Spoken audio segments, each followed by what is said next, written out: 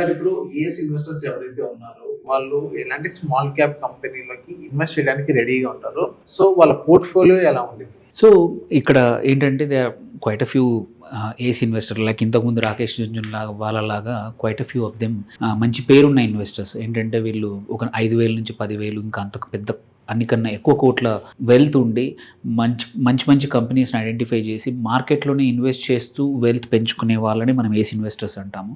అట్లాంటి వాళ్ళలో ఒక నలుగురు ఏస్ ఇన్వెస్టర్స్ ఒక ఫేవరెట్ స్మాల్ క్యాప్ పోర్ట్ఫోలియోస్ ఎలా ఉన్నాయి ఈ 2025లో ఈ వీడియో ద్వారా తెలుసుకుందాము. బికాజ్ ఏంటంటే మనం ఒక స్టైల్ ఆఫ్ ఇన్వెస్ట్మెంట్ ఏంటంటే చాలామంది ఇట్లాంటి సక్సెస్ఫుల్ ఇన్వెస్టర్స్ని ఫాలో అవుతుంటారు. కొద్దిమంది మ్యూచువల్ ఫండ్స్ని ఫాలో అవుతుంటారు, కొద్దిమంది అదర్ ఇన్స్టిట్యూషన్ని ఫాలో అవుతుంటారు. సో ఇట్స్ లైక్ ఏంటంటే కాపీ ఇన్వెస్టింగ్ అంటాము.